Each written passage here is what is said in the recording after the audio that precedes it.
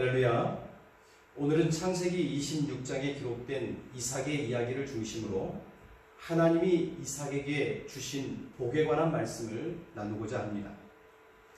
창세기 26장 11절을 보면 아브라함이 죽은 이후에 하나님이 그의 아들 이삭에게 복을 주셨다라고 합니다.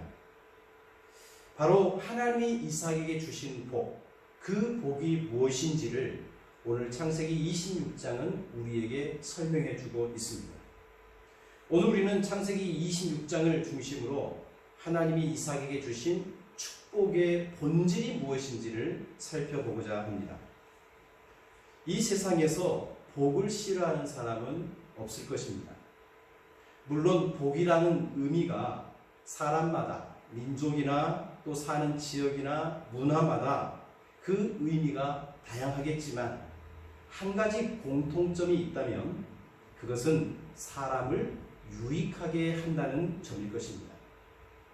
우리말 사전의 복이란 삶에서 누리고 좋고 만족할 만한 행운 또는 거기서 얻는 행복, 편안하고 만족한 상태와 그에 따르는 기쁨이라고 하고 있습니다. 이런 복에 대한 개념은 우리 삶 속에 아주 깊이 뿌리를 내리고 있습니다.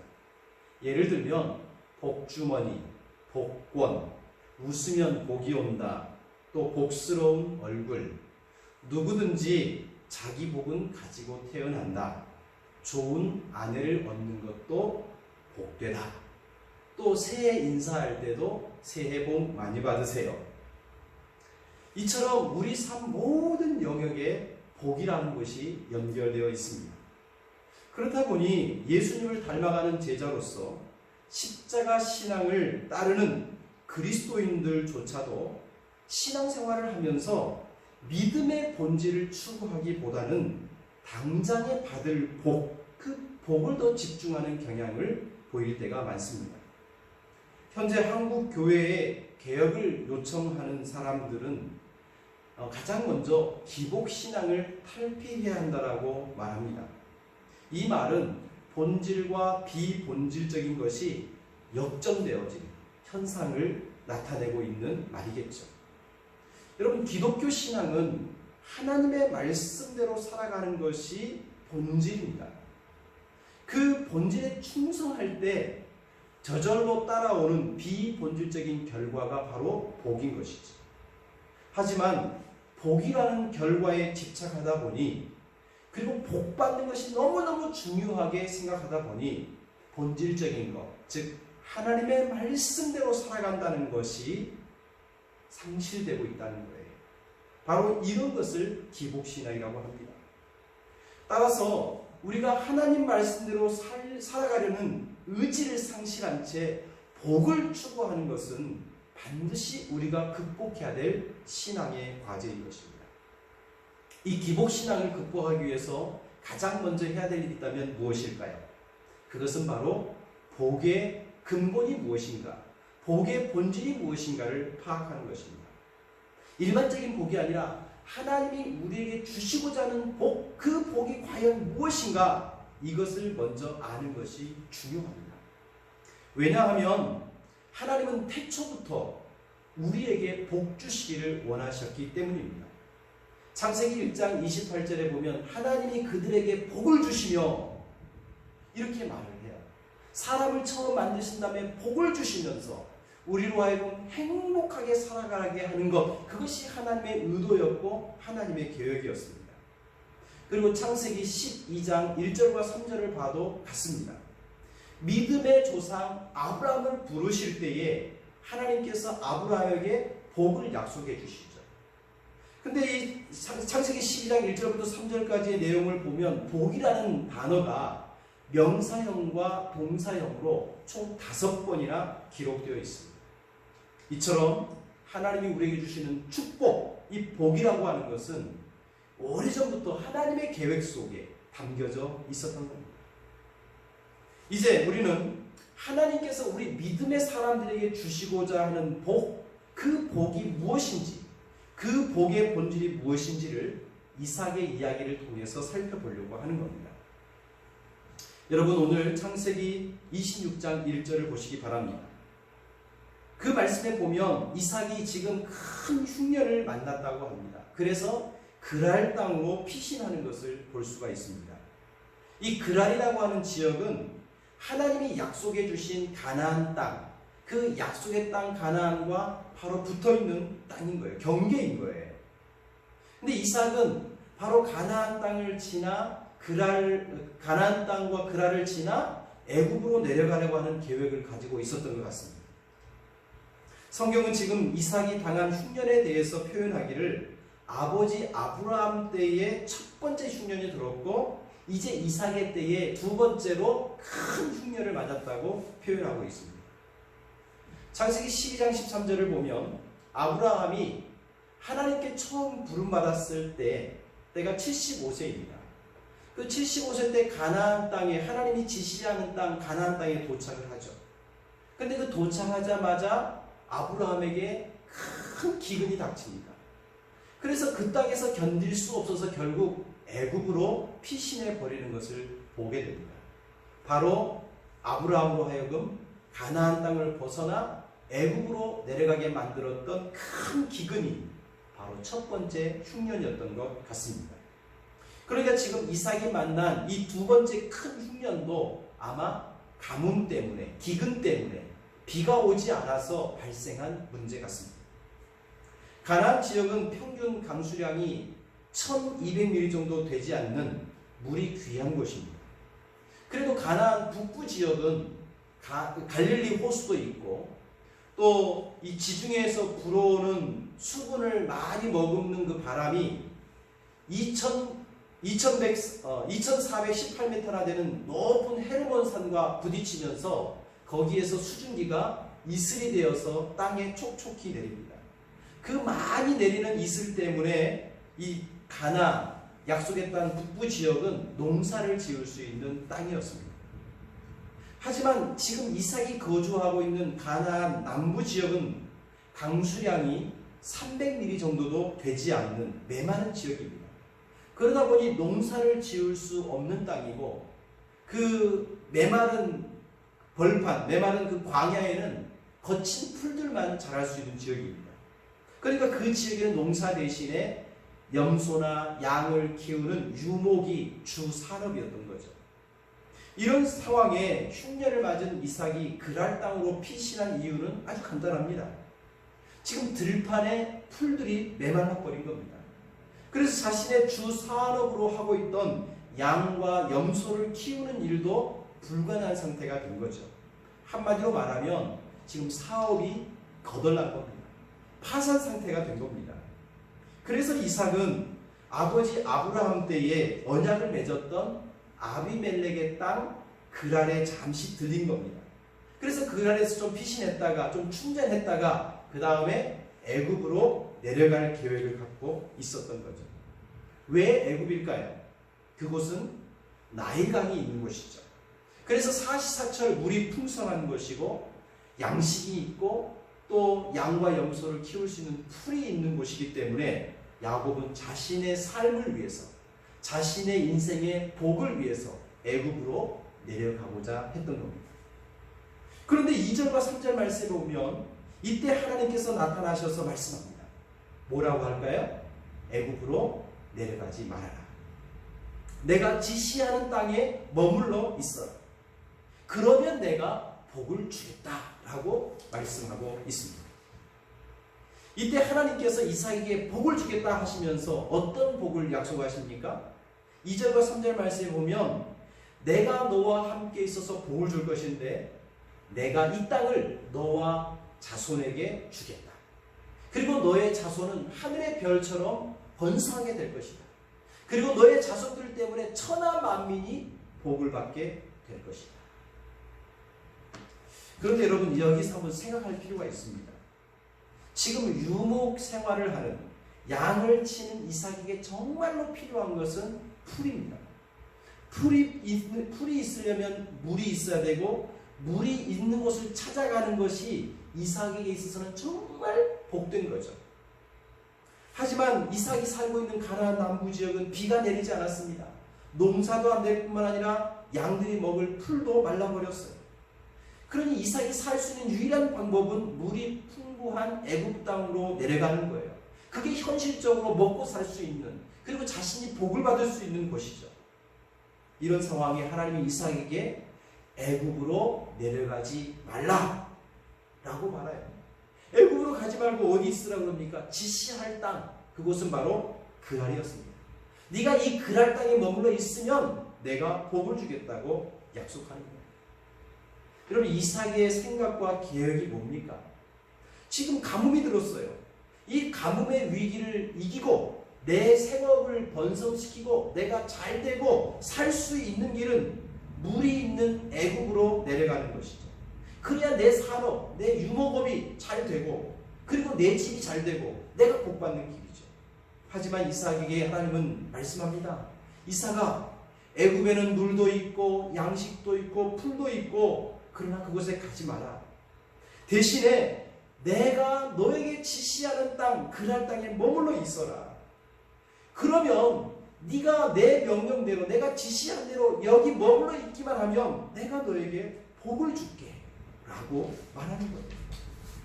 여러분이라면 어떤 선택을 하시겠습니까? 100년 만에 찾아온 대흉년과 가뭄으로 기근이를 만난 겁니다. 흉년을 만나서 먹을 것이 없고 하루가 다르게 양들은 비실비실거리고 아무리 살펴봐도 대안을 찾을 수가 없습니다. 그런데 애굽에는 물도 있고 양식도 있고 풀도 있다는 소식이 들립니다.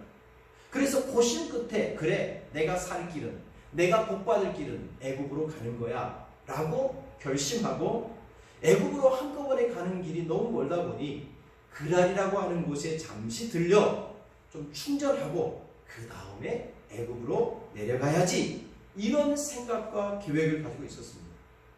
이삭의 이런 생각은 나름 합리적이고 현실적인 해법이었습니다. 그리고 그 현실적인 해법을 찾아서 지금 실행하고 있는 겁니다. 그런데 하나님께서 이삭에게 나타나셔서 이삭아, 너의 생각에는, 너의 계획에는 애굽에 가면 살고 애굽에 가면 복받겠지. 그런데 사실은 그렇지 않아. 이삭아, 네가 정말로 사는 길은, 네가 복받는 길은 내가 머물라고 하는 곳에 머물러 있는 거야. 내 말을 듣고 내 말을 믿고 내 말에 순종하면 내가 너에게 복을 줄게. 지금 그렇게 이삭을 설득하고 있는 것입니다.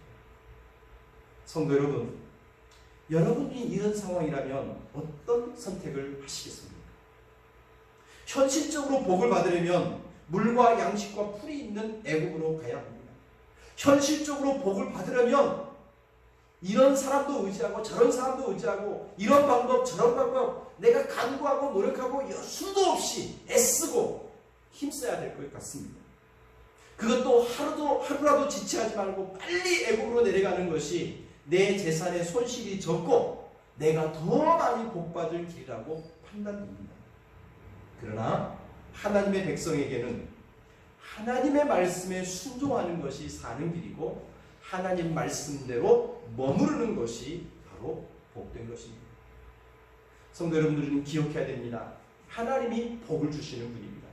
하나님이 복의 근원 되십니다. 그러므로 참된 복은 하나님이 함께 해 주시는 것입니다. 우리가 받을 수 있는 최고의 복은 하나님과 함께하는 것, 하나님과 동행하는 것, 그것이 복의 본질인 것입니다. 그러므로 우리는 현실적인 복 받기를 사모하기 전에 하나님의 말씀을 듣고 그 말씀을 믿고 그 말씀에 순종하는 사람이 되어야 합니다. 한마디로 정리하면 축복의 사람이 되기 전에 믿음의 사람, 말씀의 사람, 순종의 사람이 되어야 한다는 것입니다. 성경을 읽어본 사람은 어느 누구나 인정하는 바입니다. 이삭은 창세기에 나오는 주요 인물 중에 가장 조용하고 차분한 인물입니다. 긍정적으로 말해서 그렇지 좀 부정적으로 표현하면 매우 수동적인 인물이고 인생의 이야기거리가 없는, 인생의 포인트가 없는 인물입니다. 아버지 아브라함이나 그 아들 야곱처럼 드라마틱한 인생이 아닙니다. 독창적인 사건도 없고 기적이나 판타지와 같은 그런 일도 이삭의 인생에서는 일어나지 않았습니다. 그저 약속의 땅에서 평지풍파 없이 조용히 자신의 삶을 살다 간 인물입니다. 그런데 생각을 뒤집어서 이삭의 삶을 가만히 되돌아보면 그런 평범하게 사는 것 자체가 참 복이구나라는 생각을 하게 됩니다. 창세기 인물 중에서 이삭만큼 평범한 삶을 살았던 사람은 없습니다. 한번 생각해 보십시오. 아담은 어떻습니까? 아담은 자신의 범죄로 말미암아 그렇게 좋은 에덴에서 추방되어 신라원 된 사람입니다. 가인은 동생을 죽인 이유 때문에 세상을 떠돌면서 외롭게 살아가는 삶을 살았습니다. 노아는 자신이 함께 살았던 사람들이 물 심판으로 말미암아 모두 죽어버리고 모든 생명체가 죽어져 버린 새로운 낯선 상황에 자기 혼자 그 자신의 가족 8명만 툭 던져진 그런 외로운 삶을 삽니다. 아브라함은 고향과 친척과 아버지 집을 떠나 자신의 우군이 없는 도와줄 사람이 없는 그 가난이라는 새로운 상황에서 그는 삶을 살아야 했습니다. 야곱은 어떻습니까? 에서를 피해서 박단 아람으로 삼촌 라반을 피해서 세겜으로 세겜 사람들을 피해서 베델로 그리고 결국에는 애국까지 떠돌아 다니는 삶을 살아야 했습니다. 요셉이라는 인물도 그렇습니다. 형제들의 시기 때문에 아버지 집에서 떠나 이집트의 노예로 전락하는 삶을 살았습니다. 이처럼 성경의 많은 인물들은 행복했던 곳에서 불행한 곳으로 안정된 곳에서 아주 불안한 곳으로 이렇게 계속 떠도는 인생을 살았습니다. 그러나 오직 이삭만큼은 하나님께서 약속해 주신 그 약속의 땅에서 어떤 악조건 속에서도 움직이지 아니하고 하나님의 약속으로 태어난 아들인 것처럼 정말로 약속의 땅에 굳게 뿌리를 내리고 하나님이 약속해 주신 축복들을 누리며 살아가는 평탄한 삶을 살았습니다. 이런 의미에서 이삭은 하나님 백성의 전형적인 삶, 하나님 백성이 어떤 삶을 살아야 되는지를 보여주는 아주 중요한 인물인 거죠. 하나님의 말씀을 그대로 믿고 하나님 말씀에 그대로 순종하여 하나님이 약속하신 복을 그대로 받아 누리는 삶, 이것이 어쩌면 우리가 추구하는, 우리가 희망하는 그런 복 아닐까요? 여러분, 이 대흉년의 위기에서 하나님에게 축복의 약속을 받은 이삭이 어떻게 결정합니까? 오늘 6절 말씀을 보시죠. 이삭이 그랄에 거주하였더니, 여러분 이런저런 설명과 변명 없이 하나님이 내가 머물라고 하는 그 땅에 이삭은 그대로 머물렀다, 그랄에 거주했다, 이렇게 아주 심플하게 이야기를 해주고 있습니다. 하나님의 말씀을 믿고 그 말씀에 순종하여서 애굽으로 내려가려던 자신의 생각과 계획을 포기한 것입니다. 성도 여러분, 우리가 하나님을 믿고 그분이 약속하신 복을 받고자 한다면 우리가 먼저 내 계획과 내 생각을 내려놓고 포기하는 일이 반드시 일어나게 되어 있습니다. 내 마음대로, 내 뜻대로, 내 계획대로 해놓고 하나님 왜 복 주시지 않습니까? 복을 좀 주세요, 이렇게 말하고 요구하는 것은 참으로 어리석은 일입니다. 하나님께서 우리에게 복을 주시기 전에 하나님과 동행하는 법을 배우게 해주십니다. 즉 인간적인 생각과 인간적인 계획과 인간적인 방법을 내려놓고 하나님의 말씀을 믿음으로 받아들이고 그 믿음대로 순종하는, 그 믿음 말씀을 순종하는, 그 말씀을 신뢰하는 법을 배우게 한다는 말입니다. 이용규 선교사님의 내려놓음이라는 책을 보면 이런 이야기가 있습니다. 그 기록된 내용 그대로 읽어드리겠습니다. 아들 동현이가 2살 때 함께 장난감 가게에 간 일이 있다. 동현이는 자신이 좋아하는 버스 장난감을 2팔로 꼭 움켜쥔 채 가게를 나오려고 했다.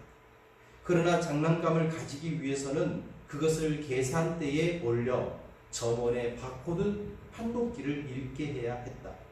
동현이는 울며 장난감을 꼭 쥔 채 내려놓으려 하지 않았다. 장난감이 진정한 자기 것이 되게 하려면 잠시 계산대에 그것을 내려놓아야 한다는 사실을 몰랐던 것이다. 하나님께서 우리에게 주신 영적인 선물도 이와 마찬가지다. 우리가 내려놓기 전에는 진정한 우리 것을 얻을 수 없다. 영적으로 아기인 우리는 내려놓으면 빼앗긴다고 생각한다. 그래서 더 움켜쥐려고 하고 결국 그렇게 잡고 있는 한 그것들은 진정한 우리의 것이 되지 못한다. 성도 여러분, 하나님의 축복을 누리려면 내 생각과 계획을 내려놓아야 합니다. 그런데 불확실한 인생을 살아가는 동안 우리의 계획을 내려놓는다는 것이 정말 쉬운 일이 아니죠. 불안한 미래에 대한 계획을 내려놓기, 물질에 대한 걱정을 내려놓기, 생명과 안전에 대한 염려를 내려놓기, 명예와 인정받기의 욕구를 내려놓기, 내가 한 일의 열매를 내려놓기, 내 힘과 내 노력으로 어떻게든지 복을 받으려고 하는 이 애쓰는 마음을 하나님 앞에 내려놓고 하나님이 말씀하신 대로 순종하면 정말로 복되게 해주실 거라는 믿음을 갖고 내 노력을, 내 욕심을, 내 욕망을 내려놓는 것, 이거 정말 쉬운 일은 아닙니다.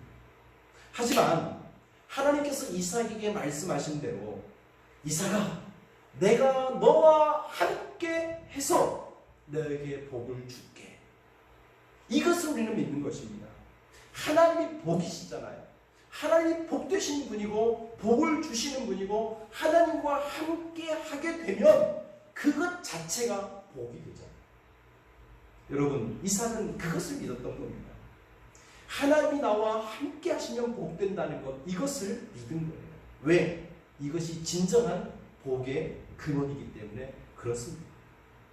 여러분, 애굽에 물이 있고 애굽에 양식이 있고 애굽에 풀이 있어서 애굽에 가야만 내가 살고 애굽에 가야만 내게 복이 될 것이다 라고 하는 것은 이삭의 생각이었고 계획입니다. 그러나 하나님 말씀하시잖아요. 지금 여기에는 물이 없다. 지금 여기에는 풀도 없다. 지금 여기에는 양식이 없다. 지금 여기는 기근이고 흉년이다. 네가 원하고 소망하는 복은 없지만 그러나 복을 주시는 나 여호와 하나님이 너와 함께 할게. 다른 것 없어도 복을 주시는 하나님이 너와 함께 한다면 그것이 진짜 복 아니겠니? 여러분 어떻게 생각하십니까? 내 생각에는, 내 눈에는 내가 판단하고 내가 계획하는 바, 내가 할 수 있는 복은 이건데 이것은 지금 없어요. 그렇지만 하나님이 지금 나와 함께 계신다면, 하나님이 나와 함께 계심으로 내가 반드시 복될 것임을 믿는다면 우리는 어떤 것을 선택할 수 있겠습니까?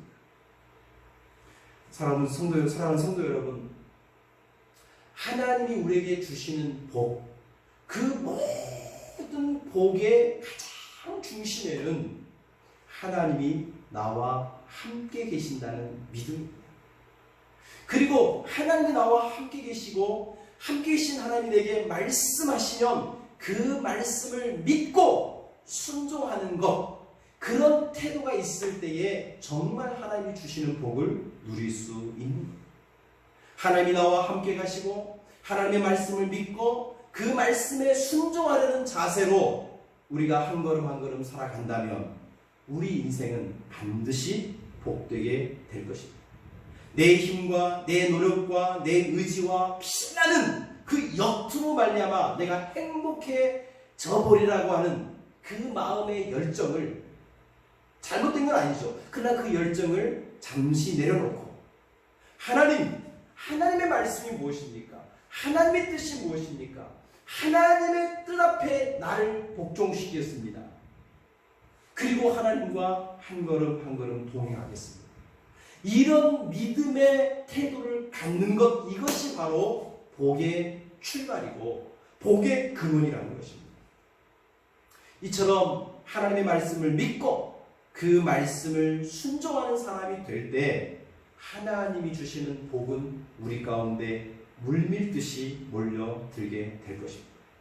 그리고 저절로 우리의 삶은 하나님의 은혜를 찬양하며 하나님의 말씀이 우리의 마음과 생각을 다스리면서 우리의 삶은 점차 하나님의 나라가 천국이 되어가게 될 것입니다. 여러분, 하나님이 주시는 복을 누리려면 축복의 사람 되기 전에 먼저 믿음의 사람이 되어야 되고 말씀의 사람이 되어야 되고 순종의 사람이 되어야 한다는 것, 이것이 축복의 본질임을 깨닫는 우리 모두가 되기를 소망합니다. 다음 주에는 이런 축복의 본질을 간직한 이삭에게 어떤 축복의 현상이 나타나는지를 살펴보겠습니다. 기도하겠습니다. 하나님 아버지, 오늘 창세기 26장 이삭의 이야기를 통해서 하나님이 우리에게 주시는 축복의 본질이 무엇인지를 생각하게 되었습니다. 하나님, 우리는 복받기를 좋아합니다. 많은 복받기를 원합니다. 그러나 우리가 정말로 추구해야 될 복은 하나님과 함께하는 복이고 하나님의 말씀을 믿고 순종하는 것이 참된 복임을 깨닫는 것입니다. 하나님, 지금도 하나님이 나와 함께 계심을 믿게 하시고 나와 함께 하신 하나님이 지금 무슨 말씀을 하시든지 믿음으로 순종하는 사람 되기만 한다면 우리 인생은 반드시 복되게 될 줄로 믿습니다. 이런 축복의 본질을 가슴에 품고 믿음의 사람으로 말씀의 사람